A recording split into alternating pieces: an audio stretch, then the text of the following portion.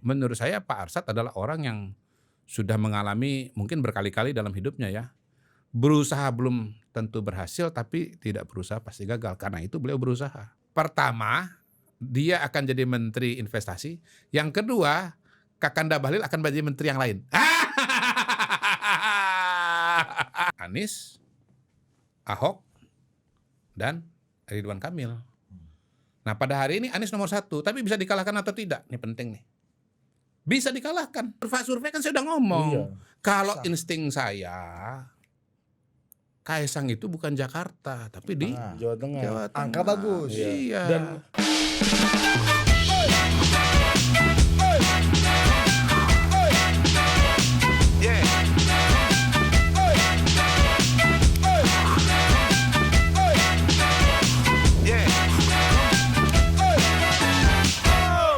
Oke, welcome to Total Politik dan bersama lagi Mr. Q. Mantap dengan kacamata yang bisa berbicara. Paman Dolel itu. Dulu kan ada tuh Bener. kacamatanya ada. Saya kan baru pulang dari Singapura ya. Orang Singapura juga ngeliatin saya loh itu. Iya. Padahal nih belinya di Singapura. Mereka sendiri juga belum tahu. gue kadang heran ya. Orang tuh biasanya yang viral statement gitu kan. Yang viral tuh pendapat-pendapat kritisnya tajam gitu kan, atau pembelaan-pembelaan terhadap rejim gitu. Mr. Q ini yang viral ketawa aja nih.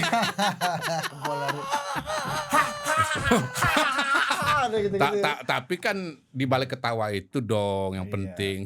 Kan banyak orang bisa ketawa dengan cara yang sama kan. Betul. Ya, ketawa yang itu kan ketawa pertama kan bener. Yang Apa kata gua? Apa gua bilang gitu kan? coba kalau nggak bener. Iya. Ya agak perih juga bisa Iya. apa namanya? Scene Mr. Q ketawa ini suka dijahit-jahit, edit sama yang lagi agak kurang lagi agak berduka lah. Iya. Ya, tapi kita kan paling nggak memberikan separuh kebahagiaan bagi bangsa Indonesia. Walaupun separuh lagi nggak bahagia. Tapi ini yang lebih menarik nih soal tawa-tawa orang-orang ini sekarang, bahwa ternyata setelah pilpres yang menguras emosi gitu kan, abis emosi terbitlah tawa ini sekarang kan. Oh ya? Iya, jadi udah banyak yang Ketawa-ketawa sekarang. ketawa-ketawa bersama yang menang. Bersama menang. Iya, Oh. Yang tadinya memang sudah ketawa dari awal atau sebelumnya nangis itu? ya sebelumnya emosional. Oh, sebelumnya emosional. Iya. Oh. Kan pertarungannya memang emosional kan ya. Sekarang ikut tertawa bersama yang menang. Berusaha untuk ketawa bareng. Oh iya. Iya, gimana Mr. Q melihat Iya ada kan. upaya-upaya untuk ketawa bareng ini loh. Iya, ya kan ada istilah, lihatlah siapa yang tertawa paling akhir. Ya, tapi begini juga, yang kemarin ketawa itu ya, jangan tenang-tenang aja. Bisa aja nanti tanggal 20 Oktober itu atau sehari setelahnya itu nanti nangis. Katanya begitu gitu loh. Karena Kalau tidak pertarungan memaintain. ya karena pertarungan tuh ada 2 fase kan, bahkan 3 fase. Pertarungan memenangkan Pilpres, pertarungan memenangkan posisi, dan pertarungan menjalankan kebijakan atau pemerintahan. Nah, sekarang kita pada fase nomor 2. Dan di fase nomor 2 ini ternyata lebih crowded. Karena kalau di fase pertama itu kan jelas kan, either you are with us or with them kan gitu kan. Iya. Sekarang yang dem itu masuk juga ke dalam. Oh gitu. Loh, iya, Berusaha itu mencocok-cocokkan tadi, diri. yang tadinya nangis-nangis emosional kan kata tadi sekarang ikut-ikutan ketawa gitu loh. Nadanya dimirip-mirip. Iya betul. Kayaknya selera lagu kita sama bro. Iya. Gue juga suka Jamiroquai. Iya. Padahal kemarin lagunya bukan itu. Iya. Kemarin blur lo kayaknya enggak. Waktu itu pikiran gue lagi blur. Tapi itu bukan Warna baju katanya mulai sama-sama. Iya, gitu. ini langsung aja sebut aja lah. Kalau kita lihat kemarin gue lihat wawancaranya Pak Arsyad, Pak Arsyad Rashid Ketua Kadin. Itu udah pakai baju 8%, Bos. apa 8% apaan? 8% itu. Angka 8 maksudnya. Angka 8% pertumbuhan, target pertumbuhannya Pak Prabowo itu loh, yang lagi kampanye Mas Yuza dan kawan-kawan itu. Ini udah pakai baju 8% campaign ini. Iya. Atau 8 itu berkonotasi dengan 08. logonya Pak Prabowo yaitu 08 gitu. Ini kan Kalau gua angka berapa nih? Mr. Q abstrak ya. Enggak ada besar. Karena menjelang pilkada kan, siapa tahu ya kan. Iya. Dibelikan istri. Klien-klien kan angka bisa Dibelikan berubah-ubah. istri. Lu ada yang Merindo? Nggak ada ya. Pacar, kalau pacar belum beliin. Kalau ini Ari sih istri semua nih gue. Kayaknya kalau Ari yang beli dia sendiri. Kalau istrinya yang beli, menurut gua lebih bagus deh modelnya bajunya.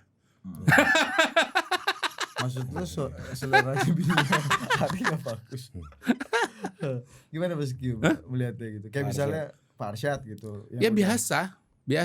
Kan gini, orang itu kan ingin meraih posisi. Cara pertama adalah dengan dia membela calon tertentu pada saat pemilihan umum. Tetapi ketika calonnya kalah kan dia mencari jalan yang lain. Dan salah satu jalan yang lain itu adalah dengan melakukan pendekatan-pendekatan kepada pihak yang menang. Oh, ini Pak Arsyad menurut Mr. Q lagi melakukan pendekatan. Saya nggak bilang Pak Arsyad ya, karena misalnya kan begini, kan begini. Yang lain. Memang Pak Arsyad ada di 03. Iya. Tapi memang apakah dia memang di 03 atas kemauan sendiri atau kemauan Oh itu yang lagi coba diyakinkan ya. Jangan sampai kita analisa diketahui oleh Pak Arsyad kan gitu loh. Pak Arsyad lagi mau mencoba menyampaikan itu menurut Mr. Q. Nggak tahu juga. Saya cuma balik aja ke belakang bahwa dulu yang menjadikan Pak Arsyad sebagai ketua Kadin itu ya kita tahu you know who kan gitu. Yang berperan siapa? Kalau bukan Mr. You know who kan nggak bisa jadi ketua Kadin kan gitu. Tapi kan track recordnya Pak Arsyad kan sebagai pengusaha kan paten juga. Tapi kan? begini. Tapi Grab, begini. Benar. Komisaris Grab ya. Komisaris Grab. Ya. Maksudnya begini. Kalau Pak Arsyad sebetulnya ada di situ atau menuju ke sana tidak heran-heran amat karena irisan Pak Arsyad itu dengan yang menjadi pemenang sekarang itu kan banyak banget irisan-irisannya. Gitu loh. Iya. Dia itu kan istilahnya bukan orang lain. Dan kalau 03 yang dalam tanda kutip mau merapat sekarang ini, nggak aneh. Kenapa? 03 itu sebetulnya sama-sama pendukungnya Pak Jokowi. Iya dong. Iya kan? Ya agak susah balik kan? badan Pendukung lagi Pak aja. Jokowi ini kan kemarin itu kan ada yang ke 02, ada yang ke 03 kan gitu kan. Gitu kan. Ada yang tegak lurus, ada yang tegak miring. Jadi Pak Arsyad tegak miring ya. Iya kan? Iya, tapi Mr. Q yakin dong. apakah miringnya itu karena beliau sendiri yang mau miring atau by request kan nggak tahu juga kita. Kadang-kadang yang miring-miring ini juga bisa jadi objek wisata ini. Iya, itu Menara Pisa ini kan. Iya. Atau kalau di Dufan tuh ada rumah miring. Iya. Dan kita tidak menafikan bahwa Pak Arsyad kan memang punya kemampuan toh. Sebagai CEO kan luar biasa, itu. Perusahaannya Indika salah satu yang paling besar dalam hal energi, dalam hal batu bara di Indonesia.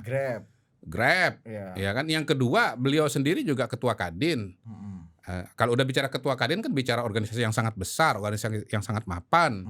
Berarti memiliki jaringan, memiliki pendukung yang luas di seluruh Indonesia. Itu. Jadi sebetulnya secara pribadi Pak Arsyad itu punya potensi yang sangat besar. Tapi kalau kita kasih sebuah konteks gitu ya. Dulu Pak Prabowo bergabung sama Pak Jokowi kan jelas fungsinya bahwa kekuatan oposisi ini harus gabung nih biar pembangunan lebih cepat, pemerintahan lebih efektif gitu kan. Kan ada narasi itu apalagi Pak Prabowo sosok yang punya jaringan di militer dan lain-lain gitu. Jelas nih diferensiasi Pak Prabowo sehingga Pak Prabowo punya value untuk bergabung dengan Pak Jokowi dan sangat urgent gitu. Yang tidak bisa dinominasikan oleh orang lain gitu ya. kan. Intinya kalau lu punya value lu makin sulit digantikan lah. Gitu. Itu betul, kan rumusnya kan kayak betul, gitu. Betul. Ya kan untuk menggantikan Pak Prabowo itu kita nggak nemu rumusnya. Betul. Tapi kalau untuk menggantikan Pak Arsyad di sini kan ada Pak Rosan, ada macam-macam di sekitar Pak Prabowo nih. Ada Akbar Bukhari kan. Iya, value added value-nya apa Pak Arsyad kalau harus diberikan jalan ke dalam? Loh ini kan belum final. Jangan diklaim dulu bahwa masuk ke dalam. Ini kita harus berpikir di kaki 02 nih. Kalau diberikan jalan. Oh ya tentu beda lah antara tondo udah ada nih. Iya kan ini kan tadi kita diskusinya di depan bahwa beliau ini sedang berusaha menata langkah kan. Ya kan mengatur jarak atau mengatur rute menuju pintu kan.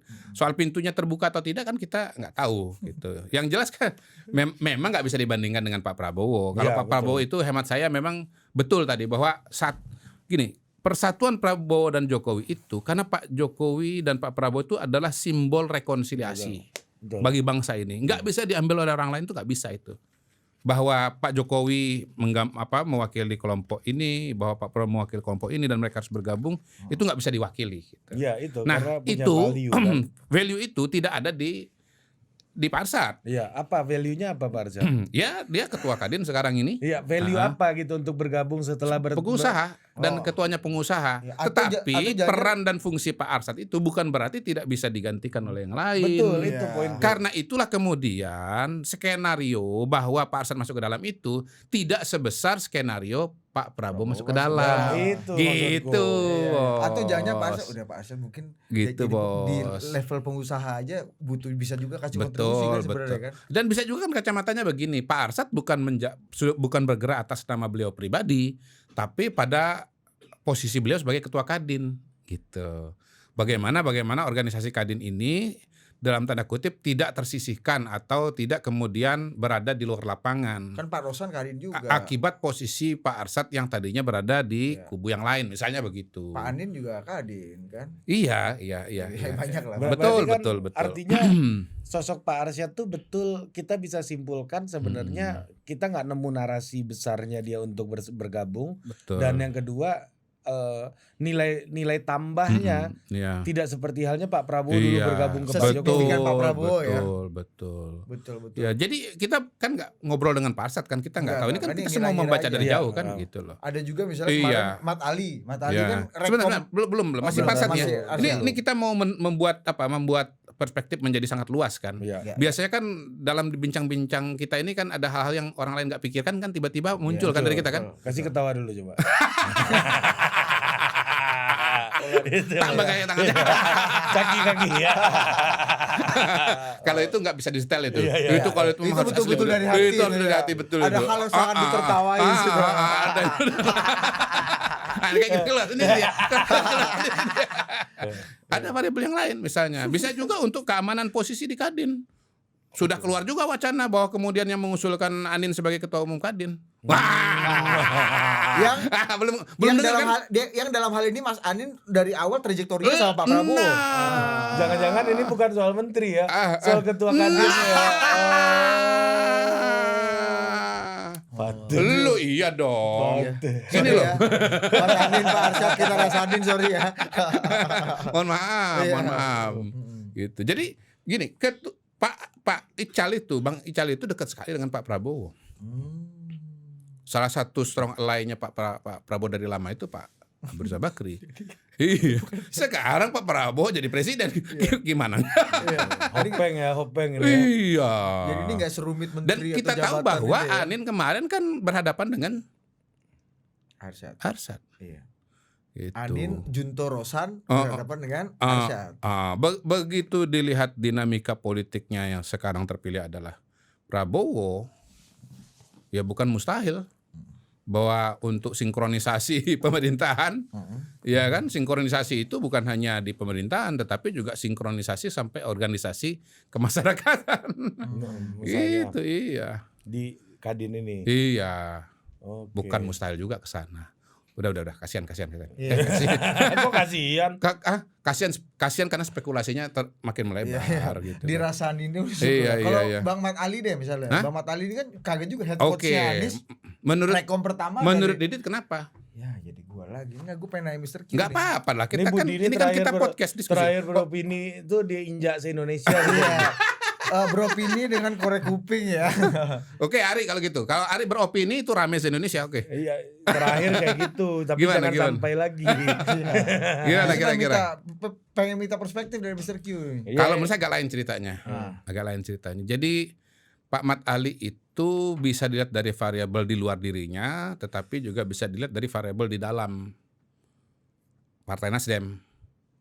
Saya menangkap kesan bahwa ada aspirasi Pak Mat Ali yang tidak sama dengan di kebijakan di DPP Nasdem. Misal, Calon Gubernur Sulawesi Tengah, kita tahu bahwa calon yang sekarang ini kan dulu didukung oleh Pak Mat Ali.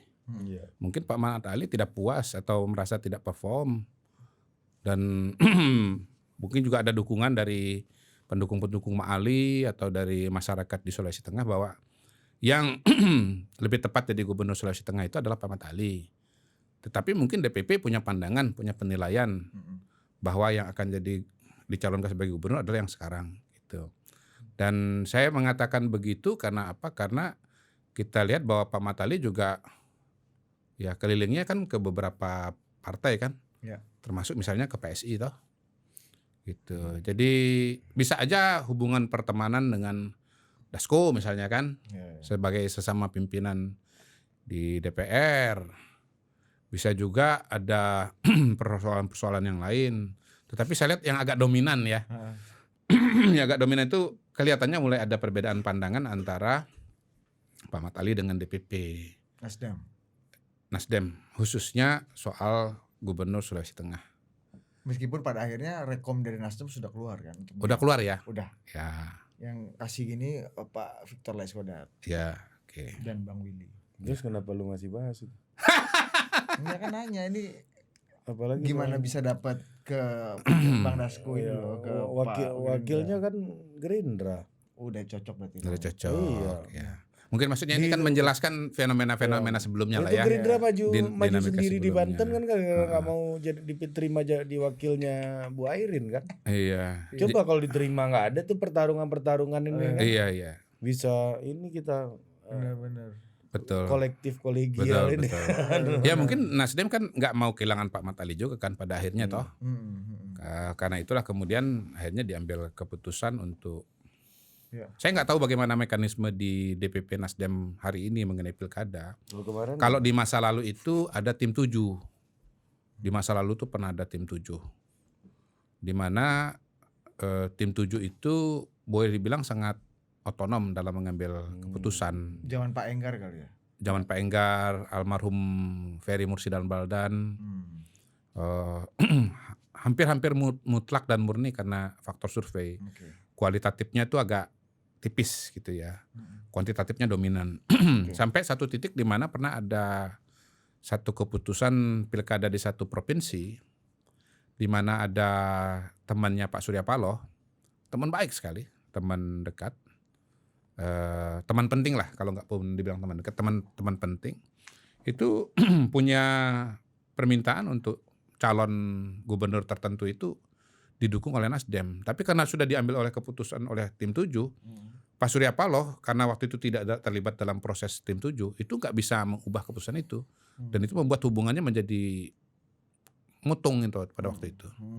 Saya dengar sih udah membaik sih ya, tapi pada waktu itu sempat mutung betul. Nah, sekarang ini saya nggak tahu tuh apakah di tim 7 itu yang mengambil keputusan dan dominan atau murni kuantitatif gitu ya. Ya, atau ada dinamika yang sudah berubah pada hari ini. Iya. Kalau ini Pak Serki yang paling baru juga nih. Siapa? Pelantikan 3 wamen nih hari ini nih. Ada reshuffle kabinet, ada 3 wakil menteri yang dilantik. Saya jadi agak takut ini kalau diundang sama Total Politik ini. Nah, Awalnya nggak ada judul, saya bilang ngapa sih kita mau bahas apa, belum ada yang baru. Tiba-tiba pas kita mau rekaman ada aja tuh kejadian-kejadian. Iya. Aman kan? Iya. Apa bingung Mister Kita bahas apa nih Dit? Nanti aja deh Dit kalau ada peristiwa baru lah.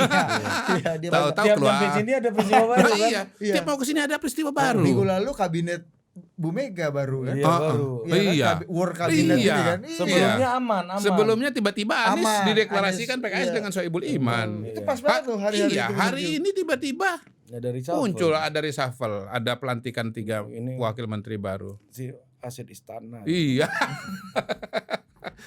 Ini apa? Pikir gampang jadi aset istana. Susah loh seleksinya. Disuruh masuk-masuk dulu kita. Yang gorong-gorong kan. Tapi yang paling sulit itu menghadapi badainya. Badai istana. Termasuk tadi ya. Menghadapi badai lebih berat daripada. Iya, termasuk susah putar balik ini kan. Gimana Mr. Q? Kalau menurut Mr. Q kalau susah putar balik baiknya nyari putar balik atau bablas aja terus. Iya. Nggak apa-apa diputar balik aja, soal berhasil atau enggak kan. Iya dong. Iya kan. Kan ada istilah begini, Anda berusaha tuh kan ngapain bos? Lu usaha bos, kan bisa gagal belum tentu berhasil. Ya iya, usaha belum tentu berhasil, tapi kalau lu nggak nyoba udah pasti gagal. Itu jawabannya. Itu juga Oh iya inspirasi. dong. Udah kayak Bambang Pacul, Hah? inspirasi Mr. Q. Oh memang dong. Jadi Pak Arsyad lagi Lu berusaha kan lah. Korea-Korea juga, sebagai sesama Korea-Korea, cuman datang dari daerah yang berbeda aja. Ya. Dari mentornya Pak Pacul. Dari daerah mentornya Pak Pacul. Pak Taufik Kiman. Iya. Kalau Pak Arsyad nih Korea nggak, Mr. Q? Itu agak lain tuh kayaknya itu. Itu bangsawan itu. Palembang juga kan? Palembang juga kan? Iya, Pak ada Arsyad kan? Palembangnya juga. Tapi kan perusahaannya yang dipegang kan jadi besar-besar maju. Tapi beliau itu Indika, besar ya. Grab. Beliau besar itu ya, setahu saya ya bersama teman-temannya itu ada faktor keberuntungan juga. Jadi awalnya mereka usaha A, tiba-tiba ada permintaan barang B gitu kan. Ternyata Lalu mereka cari barang B, ternyata barang B itu booming. Tapi kan kita harus ingat bahwa Pak Arsyad dan temannya itu berusaha. betul. Berusaha dulu. Ketemu barangnya tuh di tengah jalan. Orang usaha itu nggak selalu ketemu barang tuh di depan. Kalau Bisa aja ketemu di tengah jalan gitu. usaha itu mungkin berhasil ya. Kalau nggak usaha pasti gagal. Pasti gagal. Ingat-ingatlah itu. Filosofi ini. Iya. Usaha kemungkinan berhasil. Kalau nggak usaha pasti gagal. Iya. Mantap juga, Iya. udah kayak Bambang Pacul Mr. Q. Oh iya dong. Babak Pacul dari Palembang. Berusaha itu ya belum tentu berhasil, tapi tidak berusaha pasti gagal. Itu aja. Kalau ditanya Mas, gimana resepnya? Pasti ditanya nanti resepnya apa. Itu aja. Berusaha belum tentu berhasil, tapi tidak berusaha pasti gagal. Tapi paling enggak ya Pak Arsyad memilih untuk belum tentu berhasil ini kan. Untuk Tapi belum begitu. Iya, Yang kalau dia penting- nggak berusaha kan pasti gagal kan? Yang penting putar balik dulu. Ya udah kalah, lu kalah aja. Ya selesai kan? Ya belum tentu rumah Tapi barunya gini, juga terima kan Mr. Q. sama dengan beliau jadi ketua Kadin itu. Sebetulnya kalau pakai hitung-hitungan di atas meja, hitung-hitungan di atas kertas, nggak ada ceritanya Arsyad itu bakal menang pemilihan ketua umum Kadin. Kenapa? Orang baru.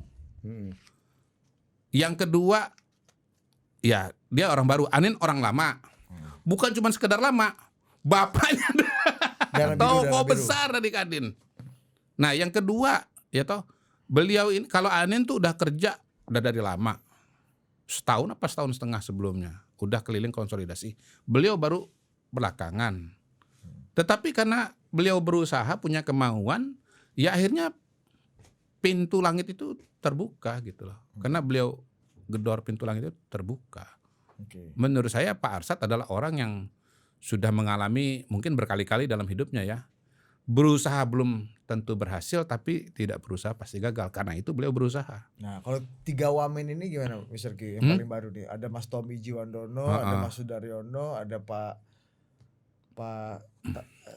Tanjung. Pak Yuliot. Pak Yuliot Tanjung. Iya, iya. Itu, Tapi ini deputinya kita Pak saat Bahlil. diskusi ini kita kan belum belum diumumkan ya. Ini, Nah, coba di browsing dulu. Sambil gue lihat ya. Sambil dilihat. Kalau misalnya salah, kita minta maaf. Iya, ini Karena yang namanya menteri itu bisa setengah detik berubah loh. iya. Oh, ini bener nih, udah pelantikan nih. Bentar ya, sambil saya lihat. Orangnya. Lanjut Mr. Q. Ya Kita kalau menurut saya yang paling Wamen Q, Wamen investasi dan Wamen Tan. betul, siapa aja? Ini bentar lagi masih Indonesia Raya nih, jadi belum kelihatan muka kan. Iya. Ya kalau kita asumsikan Mungkin yang bisa dicek nanti di online lah, di berita. Oh iya, persis sama. Mas Daryono, Ah, Mas Tommy Jiwandono dan Pak Yuliot. Pak Yuliot. Udah. Oke. Confirm. Kalau saya ya menganggap bahwa gini aja deh, itu pertama tentu dibutuhkan untuk membantu pekerjaan dari para menteri. Tetapi kalau dibilang membantu pekerjaan para menteri, orang bilang, lo udah tinggal dikit lagi kan gitu kan. Buat apa toh? Iya. Belum lagi kalau kita bicara Wamen. Wamen kan sudah ada satu ya. Kalau nggak salah sudah Wamen sudah ada satu. Wamen Q. Wamen Ketrikuan udah ada kan. Pak Berarti ini Suhasil. Suhasil Nazara kan. Iya. Ini kan berarti Wamen kedua kan. Gitu. Karena itu saya melihatnya ini sebagai lebih kepada masa depan. Bahwa barangkali ini orang-orang yang potensial menduduki jabatan-jabatan itu di masa periode kabinet yang akan Prabowo. datang. Iya. Oh, ini magang lah ya. Betul. Nah, kita kan pernah diskusi, saya pernah ngomong begini. ya. Saya pernah ngomong begini. Bukan mustahil ada reshuffle kabinet, Iya, masuk Mr. Q menteri-menteri ya, yang akan dipersiapkan untuk kabinet Ya, berikutnya. Mr. Q udah ngomong itu lama tuh. Magang dulu nih. Untuk keperluan magang itu, untuk keperluan transisi. Probation. Karena ini adalah keberlanjutan, maka cara transisinya itu berbeda dengan periode-periode sebelumnya antara SBY ke misalnya Megawati ke SBY, ya dari SBY ke Jokowi itu beda kan. Nah sekarang ini kan sebetulnya tinggal masuk ke dalam lalu kemudian tinggal menjalankan peran di masa yang akan datang gitu. Tapi reshuffle itu rupanya nggak dipilih, paling tidak sampai hari ini. Mengganti menteri-menteri dari PDIP itu tidak dipilih. Dipilih cara yang lain, yang lebih soft. Jadi bukan mengganti yang sudah ada, tapi menambahkan. Nah saya bacanya begitu. Bahwa bukan mustahil, Mas siapa? Sudaryono. Ini sebetulnya Menteri Pertanian yang akan datang. Dia magang dulu sebagai Wamen. Nanti jadi Menteri Pertanian. Thomas Juwandono. Iya, narasumbernya Hari dan itu. Kawan Yudi. Wah, akrab Mas Dar nih. Akrab. Mas Tommy. Lu gak akrab, Mas Dar? Lebih akrab dulu. Oh, lu gak merasa akrab ya? Kayaknya Mas Dar merasa akrab sama lu. Gue ini aja, lebih ke tawadu. Perasaan orang lain kepada kita itu lebih penting dari perasaan kita kepada mereka.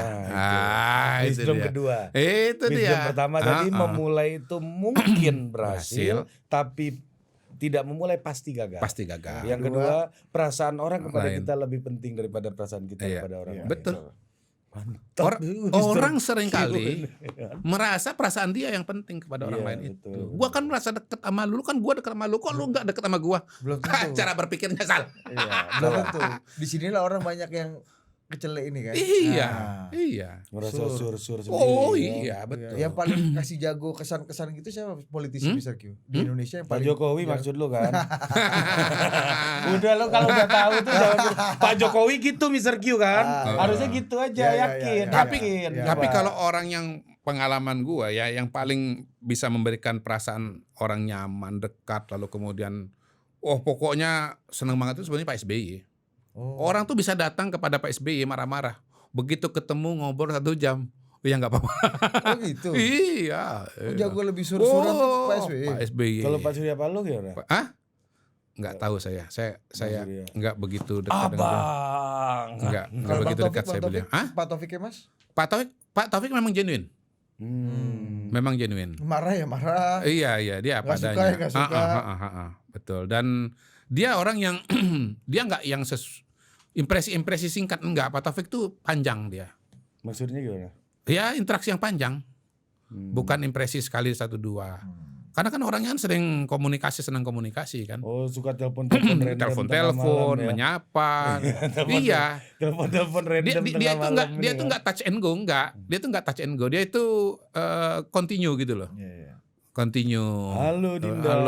Ya didatangin, ketemu, forum dan seterusnya. Memang aktivis tuh Len, suka ketemu dengan orang, suka ngobrol, suka ngasih. Tanpa presiden loh ya. Iya. For nothing aja kadang-kadang ya. Tanpa presiden ini dan itu. Jadi ya memang orangnya tuh seperti itu. Ya kembali ke magang ini Mr. Q. Jadi Anda lihat Mas Sudaryono itu mungkin the future Menteri Pertanian. Ya kayaknya begitu. Mas Thomas Juwandono juga seperti itu. Pertama tentu kalau Mas Tommy kan kita bicara mengenai sinkronisasi. Sinkronisasi pemerintahan terutama dari segi keuangan. Kan Pak Prabowo kan punya program-program besar ya, misalnya seperti makan bergizi gratis. Mungkin juga akan ada perubahan struktur keuangan pada kementerian-kementerian tertentu ke depan. Dan kita juga sudah mendengar beberapa ide dan gagasan yang mungkin agak besar secara keuangan, walaupun masih pro kontra atau misalnya masih kabar kabur, masih wacana, misalnya meningkatkan rasio utang gitu kan, untuk memperbesar ruang fiskal. Yang notabene memang negara-negara maju juga seperti itu. Gitu. Walaupun jangan dilupakan bahwa untuk maju itu bukan cuma sekedar utangnya lebih besar, tapi juga perkembangan teknologi. Utangnya gede, tapi teknologinya terbelakang, nggak maju juga. Itu. Ya salah satu menurut saya sinyal yang penting dari Pak Prabowo tuh beliau mengatakan kita bangun ini, bangun itu, tetapi kalau bangsa dan negara ini tidak aman, yang kemarin rame. Iya, yang rame itu. Di Gitu. Kompas ini kan. Pak Prabowo kemarin itu bukan menafikan apa yang dikerjakan oleh Pak Jokowi. Beliau itu adalah melengkapi. Beliau itu memberikan konteks gitu. Bukan mengkonfrontasi ya, bukan menolak apa yang dikerjakan oleh Pak Jokowi. Kan diplesetkan soal menolak Pak Jokowi kan. Enggak. Kayak misalnya saya bilang di Total Politik gitu kan, Budi bilang Total Politik setelah dia menggantikan saya jadi direktur misalnya kan, ini ngonten-ngonten aja nih nggak perlu kalau bisnisnya nggak jalan. Kalau nah kan gitu kan, Betul. makanya kita perkuat di situ. Gitu Betul, kan. betul. Konten udah kita Betul. create dengan baik gitu kan. Kalau dalam bahasa yang lain misalnya begini, dalam konteks yang lain ya, kalau soal berbangsa dan bernegara. Lu tuh baru bisa ngomong demokrasi kalau negara ini utuh. Kalau negara ini nggak utuh, dalam ancaman integrasi, boro-boro ngomong demokrasi, ngomong kepala bocor apa nggak, kena selamat, kena tembak atau ya udah anu banget tuh, udah krusial banget. Itu yang dulu jadi alasan Gus Dur kenapa dia berdiplomasi keliling dunia kan, untuk meyakinkan dunia bahwa kita masih negara yang utuh, membangun kepercayaan gitu-gitu kan, yang beliau katakan. Iya, keamanan bangsa dan negara itu atau keutuhan bangsa dan negara itu come first before yang lain-lainnya. Dan semua yang lain-lainnya itu baru bisa dikerjakan kalau bangsa dan negara ini utuh gitu.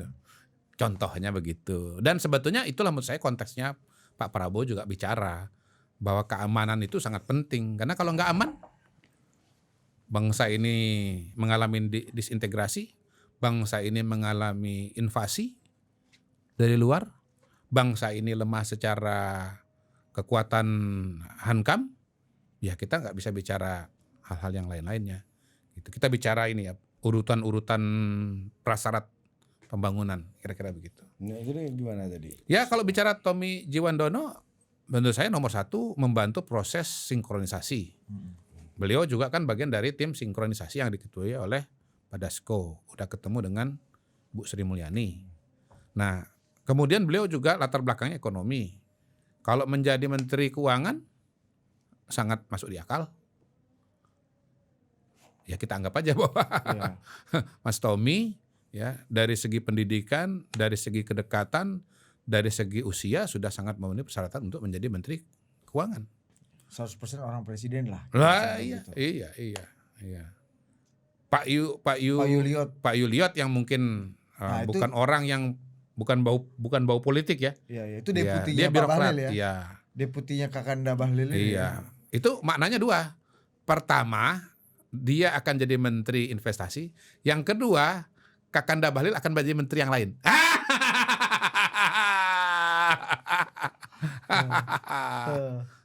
Ya itu sama dua-duanya kan. Menteri yang lain. Kakanda Yuliot ini nggak mungkin menteri yang lain. Oh, kalau menurut saya Kakanda Yuliot. Karena sudah membantu, sudah Menteri Investasinya, karena sudah membantu Pak Bahlil selama ini, semua skill setnya sudah ada di situ kan. Keberlanjutannya Pak Bahlil lah. Keberlanjutan Pak Bahlilnya dia. Kakanda Bahlil. Pak Bahlil diberikan tantangan yang lebih besar. Itu bisa diartikan begitu. Barangkali. Ya kan? Pak Bahlil dia menggantikan Pak Bahlil yang mengejar passionnya lah ya. Mengejar passionnya atau mendapatkan penugasan yang berbeda. Betul. Iya. Jadi ini Jadi ketua DPD Golkar Papua ini kan. Jadi ini sebenarnya saya nggak berani ngomong eksplisit ya, karena nanti kan mendahului proses-proses yang sedang terjadi. Tetapi jangan pula kita dibilang hoax nanti kan. Tuh, kan namanya juga analisa. Udah dikasih konteks. Iya. Ini konteks lagi magang, berjalanan pelantikan nih hari ini. Iya, betul. Dan dari ini payung besar ini probation ya untuk apapun lah ya. Betul. Karena kan balik lagi kalau mau bilang untuk membantu menangani beban yang berat. Iya. Ya kan orang bilang, lo udah mau selesai kok. Iya. Karena kalau ada satu lagi. Iya toh? Iya. Selama ini kan kalau ada wamen kan membantu untuk menangani beban yang berat toh. Kalau waktunya masih panjang ya iya, tapi kalau waktunya tinggal pendek berarti dipersiapkan untuk jabatan berikutnya. Magang. Iya, magang. Tapi ada satu hal lagi. Ketika Pak Sudaryono Saya mau tambahin lagi. Apa? Jangan lupa hal yang lain lagi. Ini baru juga nih ada yang ngomong. Apa? Besar Q. Pak Mas Gibran baru mengundurkan diri sebagai Wali Kota Solo. Wali Kota Solo. Ada lagi peristiwa nih Mr. Q. Baru 2 hari lalu kita bingung kan, nanti aja lah. Iya. Iya ya, kita ngomong ini sebelum Mas Gibran mengundurkan diri ya. Kita tahu dunia. Oh gawat aja, juga ya. Hati-hati juga nih kalau Budi ini ngomong. Ngobrol kita, belum ada peristiwa apa-apa. Itu in between itu akan ada peristiwa. Datang aja dulu. Ini dan itu iya. Datang aja dulu, kalau datang mungkin ada peristiwa. Tapi kalau nggak datang udah pasti nggak Nggak ada bisa bahas peristiwa. Nggak bisa dibahas peristiwa. Iya, nah sekarang Mas Gibran kan sudah mundur dari wali kota. Artinya apa beliau? Sedang Nganggur. bukan nganggur, Pak. Justru sedang mempersiapkan sesuatu yang besar. Oh. Iya dong, mempersiapkan sesuatu yang lebih besar. Kalau nggak ada persiapan ngapain harus mundur? Tugas-tugas yang lebih besar. Gitu. Jadi sebetulnya persiapan-persiapan ini hemat saya makin terkonfirmasi. Ini sedang udah mulai intens-intensnya. Mas Wapres, Mas Wali sudah jadi Mas Wapres, ya kan? Walaupun masih terpilih, tapi kan kita udah nggak bisa nyebut dia Mas Wali toh. Pada hari ini kan sudah mundur kan? Kemarin-kemarin kan kita masih bisa menyebut dia Mas Wali karena masih menjabat wali. Betul. Per hari ini bisa nggak nyebut Mas Wali? Masih, karena belum dilantik jadi Wapres kan. Udah nggak bisa, Kan udah karena mundur. walinya udah mundur. Oh. Walinya udah mundur. Kalau di Amerika Master Mayor terus sampai mati. Ya udah nggak bisa. Jadi pada hari ini Seumur hidup ya. kita Iya, udah nggak nggak bisa punya pilihan berkembang. menyebutnya Mas Wapres. Walaupun kalau lengkapnya Mas Wapres terpilih kan gitu kan. Nah, tapi kan kepanjangan. Gitu. Tapi yang penting adalah kita nggak bisa menyebut dia Mas Wali lagi. Karena wali kota pada hari ini sudah digantikan oleh Pak Teguh. Rumah dinas sudah ke Pak Teguh. Loji Gandrung dapat Teguh. Mobil dinas pun sudah ditinggalkan. Udah tukar mobil kemarin. Itu simbolik. AD1A ini yang Iya itu simboliknya SMK itu ini. sudah. Udah pindah itu, Kan sudah dulu kan simbolik ada, itu.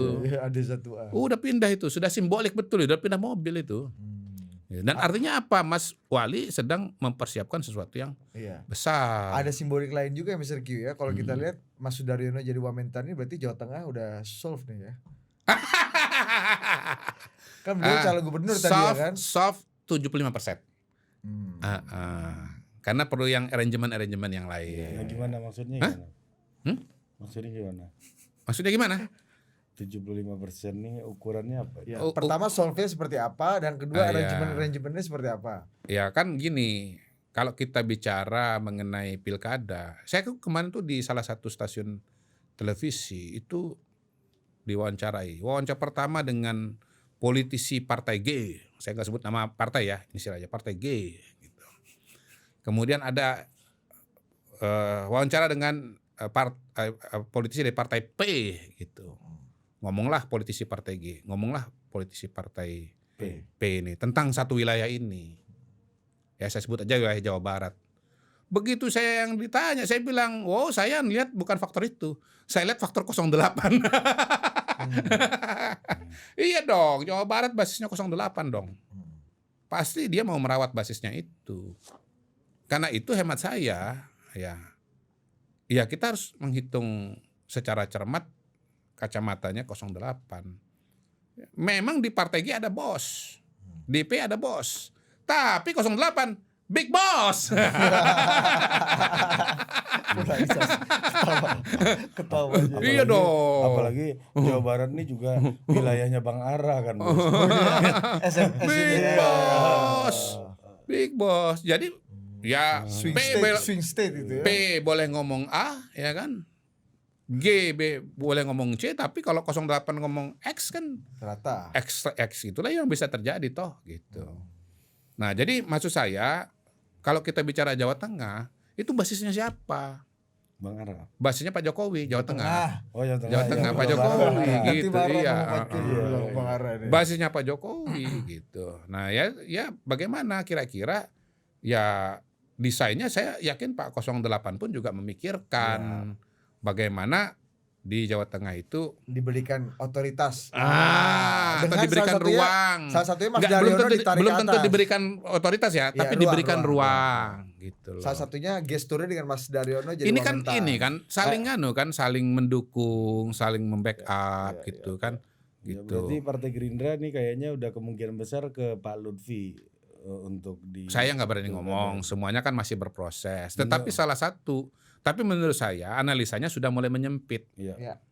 bahwa di situ Gerindra tidak akan ngotot maju lagi sebagai calon gubernur. Karena Mas Mem- Daryono Karena Mas Daryono jadi tarik ke wamen, iya. pusat. Memang masih ada Pak Wahid, ya politisi Gerindra kita nggak sebut juga. PDI, Harus DPR, ingat ya. kita kepada beliau, ya kan, sebagai kaum awal yang gitu. Jadi Kuala Lumpur, ya. Iya itu. Tapi beliau kan bukan ketua Gerindra lagi gitu. Jadi kan katanya Pak Lutfi udah ketemu sama Pak Prabowo, Mr. Gio. oh ya. Ya. Si Budi yang bilang sama saya. Oh, oke. Ketemu tuh biasa. Pertemuan kan tidak sama dengan kesimpulan. Iya. Oke. Kan Jangan tapi- setiap pertemuan dianggap sebagai kesimpulan. Apalagi pertemuannya ada fotonya. Iya. Tapi bertemu itu mungkin akan ada kesimpulan. Mungkin. Kalau nggak Daripada nggak ketemu, ketemu. udah pasti nggak nggak ada ada kesimpulan. Ya, betul. Tambah ilmu. Betul. Iya kan? betul. Usaha Betul. Budi yang ngasih tahu gua. saya kemarin. Lagi bos. Bisa ya kan? Dia Nah. koreknya aja Pak Lutfi Kapolda. Nah, itu korek. gue bawa dari Jawa Tengah. Iya. Ada dia. Ada. Ada korek. Lagi rokok. Oh. Jual ini mas yang rokok pinjam korek kan? Hah? Lutfi gubernurku. Iya. Udah jelas kan? Boleh buat oleh-oleh boleh ya? Iya. Tangan Udah jelas kan? Dapat dari siapa itu? Nah itu udah tahu aja kita faksi mana Budi berkawan di Jawa Iya, Tengah. Enggak, dia pun dapat dari orang pembagian. Iya. Random Tapi saya aja. ngeliat begini, Pak Prabowo itu sangat memikirkan Pak Jokowi sangat memikirkan Pak Prabowo. Itu. Tadi balik lagi poin nomor 2 itu. Iya. Jangan kau merasa dekat, tapi biar orang lain yang Orang merasa dekat lain dengan kau. Iya, betul. Itu. Pak Prabowo merasa dekat dengan Pak Jokowi. Pak Jokowi merasa dekat dengan Pak Prabowo. Nah, ketika itu terjadi dahsyat, men. Iya. Itu dia. Kalau enggak, Kalau enggak kan itu yang namanya bertepuk sebelah ya, tangan. istilahnya di kampung saya itu ini Mr. Q. Kita ini begini. Tapi gara-gara rokok sebatang jadi berjarak katanya. Oh, gitu ya. Metafornya gitu. Tapi orang-orang yang salah jalan. Bahaya juga rokok sebatang nih ya. Mr. Q ini kan sama aja orang-orang yang dulu Tapi kalau salah sini jalan. aman berarti banyak rokok soalnya. Banyak. Memang nggak boleh Akibatnya begini, bukan pecah 2, pecah 5. terlalu banyak rokok. Bahaya juga itu. Terlalu banyak rokok bahaya juga. Pecah 5. Ini biar ada yang motongin. Bira mau tahu aja. Kacau. Kanan kiri lagi kan. 10. Iya benar. Jakarta gimana musiknya Jakarta? Kemarin kan justru yang mengagetkan Ahok tinggi sekali kan. Iya. Kalau baca survei Kompas ya. Lu nomor satu kalau Anies. mau lihat angka survei gua, Lu lah paling bisa tuh gimana? kalau mau lihat angka survei gua, lu lihat aja di survei Kompas. Nah, itu paling independen terpercaya. Udah agak kurang dikit gua percaya sama Kompas. Karena Soalnya di saat harus publikasi nggak publikasi. Aduh, kemarin kita disikat Tempo, hari ini disikat Kompas lagi. Gara-gara dia. Kita Asian Value itu sejadi-jadinya Kompas sampai bikin profil kami berdua, Mr. Q. Oh iya. kapan lagi masuk Kompas Iya. kan? Iya. Gara-gara ketawa Mr. Q ini deh. Gimana sih? Tapi memang masuk Kompas itu nggak ada cara mudah. Semuanya cara keras. Kalau saya cara kerasnya nulis ratusan kali nggak diterima-terima. Sampai akhirnya dapat ruang juga, dikasih tahu cara nulis. Yang penting kan gimana. berusaha kan? Iya, nggak ada cara Ada mudah masuk. kemungkinan berhasil. Nggak ada cara mudah masuk Kompas. Itu aja pokoknya titik. Kalau sama sekali nggak nulis, pasti nggak akan Iya. mungkin masuk. Pokoknya kalau nggak melalui cara sulit nggak masuk aja. Gitu. Tapi yang penting kan akhirnya masuk. Ya, kita masuk dengan cara yang berbeda. Iya, dia masuk sudah. Kita diinjak Indonesia dulu baru masuk Kompas. Jadi gini, saya ingat betul ya. Ini memang cerita 20 tahun yang lalu. Saya nggak tahu sekarang, mungkin udah agak beda. Jadi dulu itu saya kan suka nulis, masih produktif. Saya nulis semua koran tuh saya kirimin tulisan. Itu kalau nulis di Kompas, semua elit tahu. Saya baca loh tulisannya. Mas, tulisannya ini ya. Kalau di koran lain, mohon maaf di koran yang lain, belum tentu orang tahu. Enggak, benar. Dulu kan kita kalau beli koran Kompas kan langsung buka halaman opini ini kan. Sebagai Siapa yang peneliti, ngoceh hari penulis ini, siapa kan, yang ya. nulis hari ini. Gitu. Jadi ya Apalagi orang yang punya kolom mingguan tuh ya. Enggak malah. Yang lebih kuat kalau opini. makanya tadi kalau masuk ke Kalau situ, mingguan kayak Sobari semua gitu orang dulu tahu. pernah nulis. Itu nggak kuat. Enggak terlalu. Semua orang tahu. Jadi kalau masuk di Kompas itu semua orang tahu. Makanya masuk ke sana harus berdarah-darah. Karena ini Dir, halaman opini itu lu buka di tengah, Bos. Ya. tempatnya. Ya itu Iya, iya. inilah Iya. etalase intelektual tuh ya. Iya. Dan gini, dulu Kompas itu sampai punya kemampuan untuk mempengaruhi agenda setting. setting. Iya. Agenda settingnya 2 yang dia pengaruhi. Pertama itu pemerintah, dan ini semua orang tahu. Yang nggak semua orang tahu adalah bahwa sebetulnya Kompas pada waktu itu mampu mempengaruhi agenda setting media yang lain. Iya. Jadi kalau Kompas ngangkat apa gitu, besok-besok media yang lain ngikutin. Ini kayak Detik sekarang lah. Kalau di online Detik. Detik ngomong apa yang lain ikut. Kembali ke Jakarta nih Mr. Kyo. Ah, Itu Jakarta. gimana Jangan Mas alih-alihin itu. Iya, Bisa. dan yang agak surprise juga Mas Kaisang angkanya di 1% Siapa itu. yang surprise? Hah? Kalau Mr. Q nggak pernah surprise, Karena di nggak pernah Jawa- terkejut. Saya kan udah ngomong dari Oh, karena emang nggak pernah ada rilis Jakarta ya. Gue yang surprise gue. Loh ya di total politik kan saya udah ngomong waktu itu belum ada ojo gumunan, ojo dume. Oh iya, kan saya udah ngomong di sini jauh sebelum ada survei-survei kan. Iya dong. Gimana? Sebelum ada survei kan saya udah ngomong. Iya. Kalau insting saya, Kaisang itu bukan Jakarta, tapi di Jawa Tengah. Jawa Tengah. Angka bagus. Iya. Dan Mr. Q jadi pencetus isu itu Iya. sebelum survei muncul.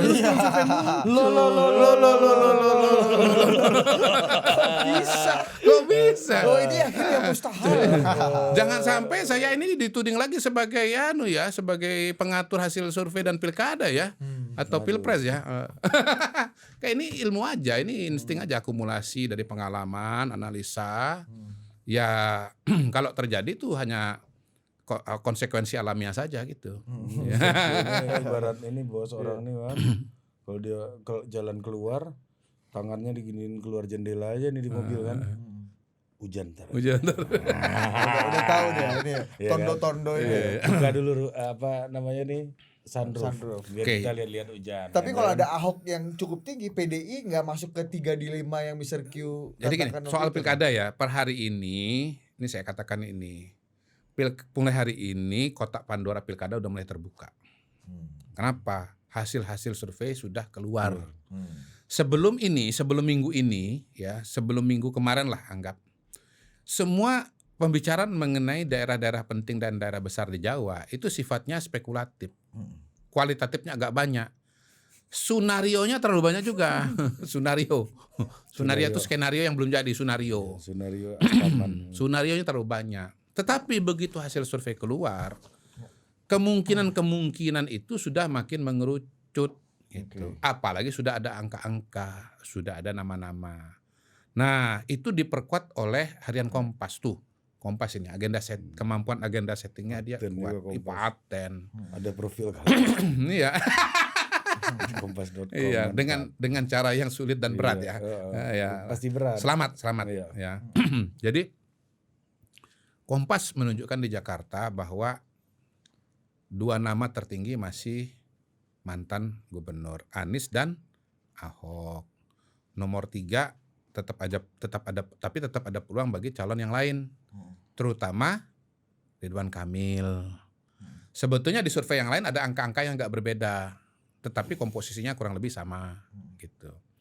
Nah sebetulnya ini kan sama juga, saya udah ngomong dari beberapa kali di beberapa kesempatan bahwa kita tetap harus berhitung bahwa calon itu ada kemungkinan 3.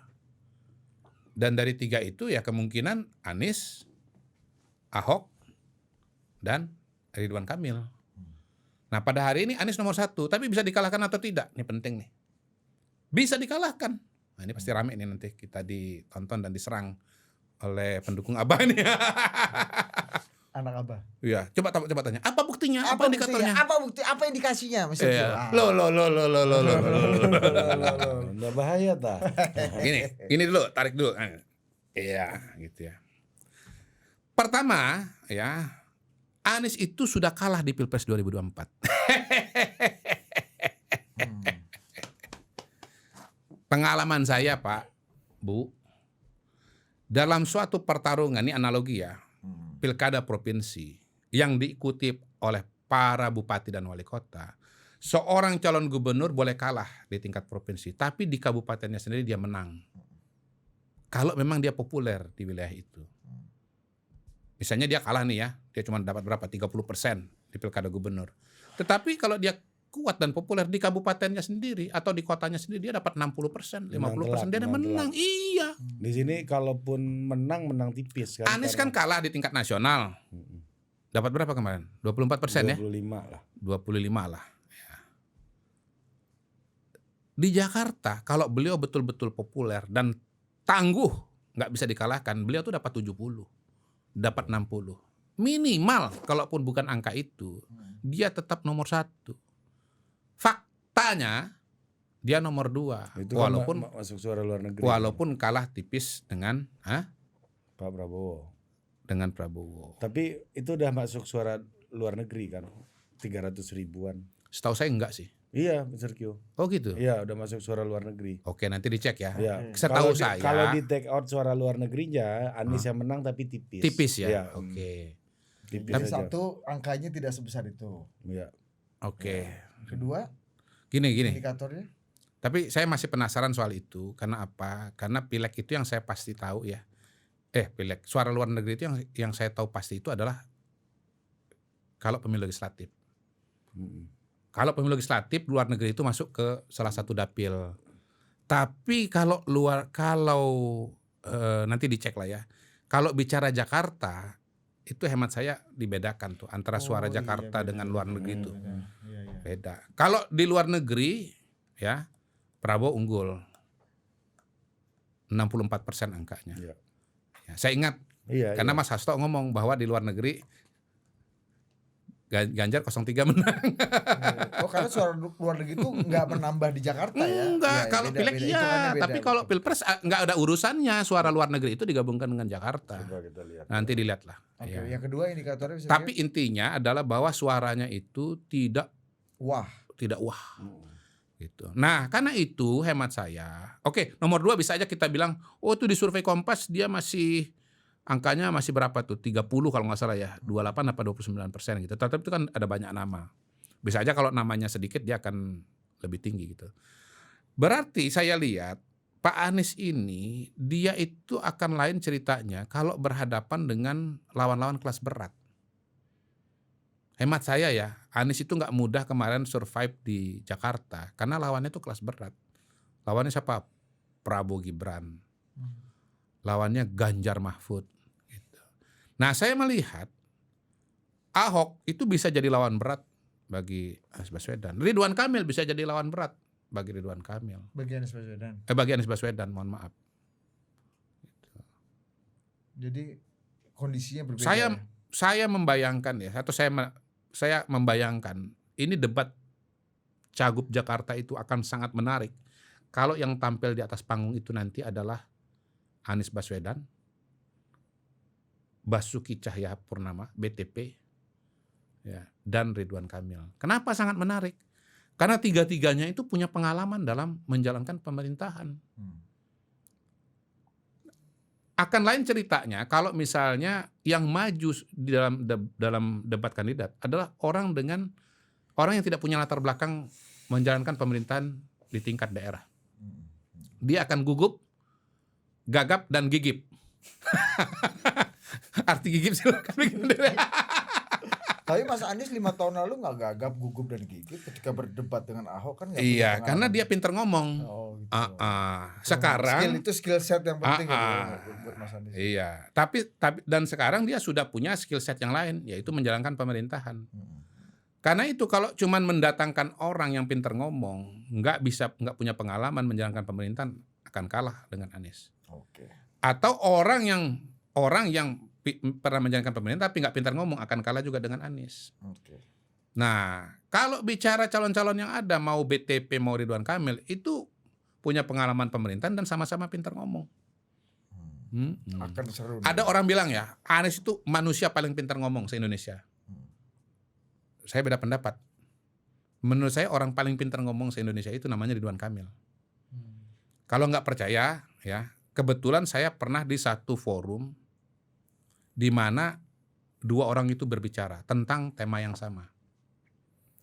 Forum itu kalau nggak salah akhir tahun 2001 atau 2022 mungkin. Waktu Zulkifli Hasan Award.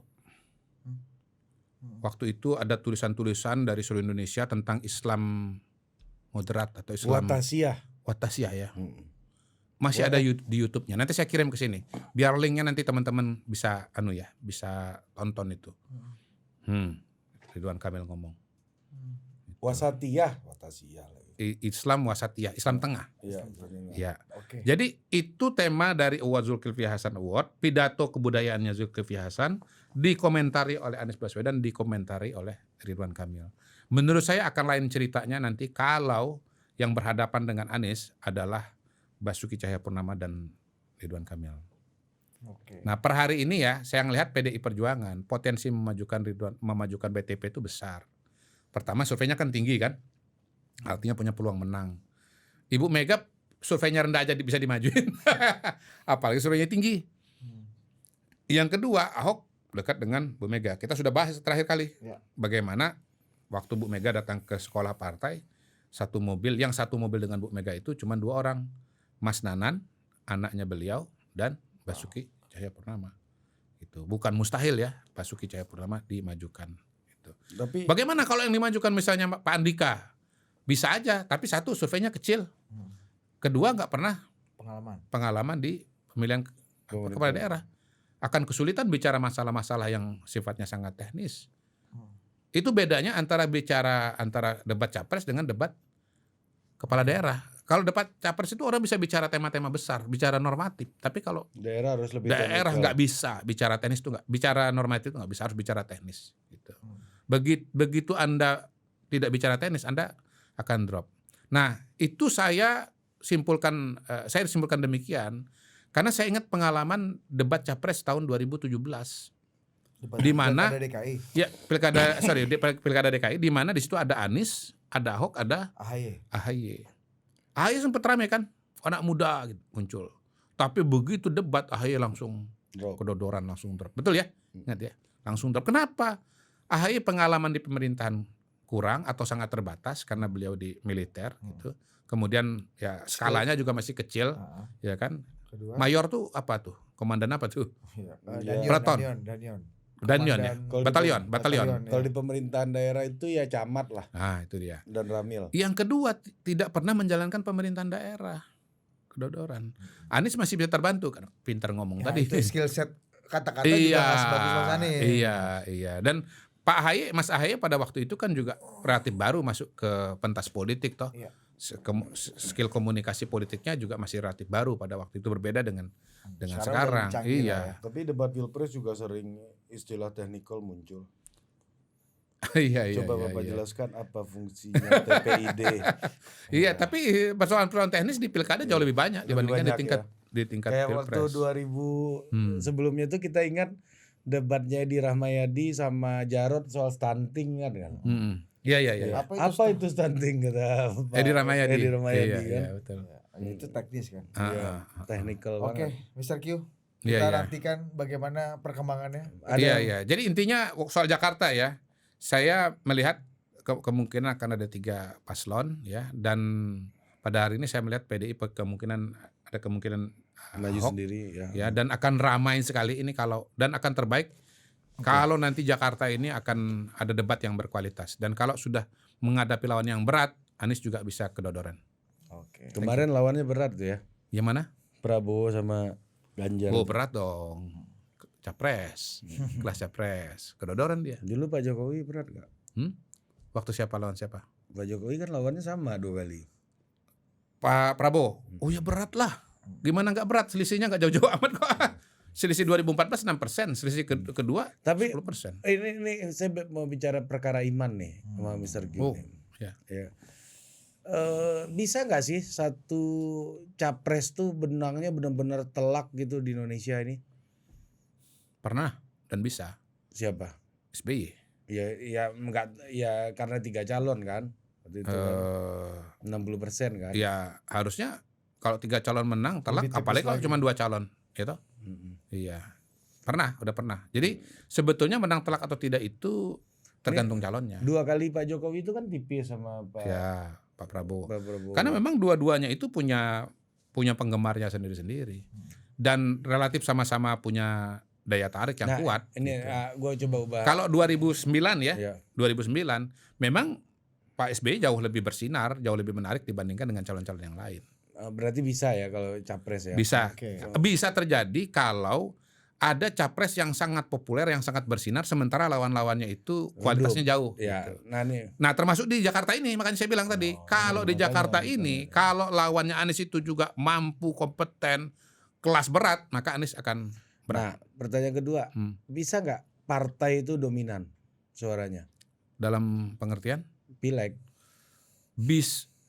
Ada partai yang dominan, maksudnya menang besar sekali. Iya. Ya, paling tinggi kan PDI itu 33%. Iya. Di atas itu kan udah nggak pernah ada. Iya, tergantung definisi dari menang telak atau menang besar itu. Per hari ini presidennya hanya 30% dan belum pernah terjadi. Terulang lagi. Artinya bisa saja itu terjadi, dan dugaan saya kalau ada tokoh yang sangat populer. Oke. Tapi tanpa itu rasanya agak sulit. Apa yang membuat partai itu sulit? Karena masing-masing, pertama begini sih, nomor satu karena partai kita banyak banget, kandidatnya banyak. Coba bayangkan kalau capres ya, pilpres itu calonnya ada 9 gitu. Atau ada 10. Iya, nggak ada yang Iya sih kayaknya gitu. Kayaknya gitu. Tapi bayangkan juga pemilu legislatif, pesertanya cuma 3 atau cuma 4. Ya, Dugaan saya ada yang besar. Golkar kan Iya. Kan tergantung menunya juga. Begitu menunya banyak, pilihan masyarakat akan terdistribusi. Begitu menunya sedikit, pilihan masyarakat akan mengerucut. Jadi kalau menu banyak aja udah pernah 30%. Berarti kalau presidensial threshold itu 0 misalnya, berarti nggak akan ada satu presiden yang dominan mungkin ya? pada putaran pertama, Pada putaran pertama akan sangat sulit untuk bisa sekali putaran. Iya. Ya, tapi kan akan ada putaran kedua, di mana yang lolos adalah calon dengan suara tertinggi pertama dan kedua. Gitu. Oke, Mr. Q. Latin. Oke, terima kasih Mr. Q. Thank you. Kita lihat perkembangannya. Iya. Minggu depan kita kesini Saya lagi. deg-degan nanti kalau tiba-tiba diajak lagi belum ada topik. Jangan lagi Mr. Q gini, aduh Dit nanti aja lah nggak ada topik-topik. Nggak apa-apa. Justru syarat Harus harus ngomong diumumin gitu. itu, biar Nggak ada Tuhan kasih. topik gitu. Oke, sampai jumpa.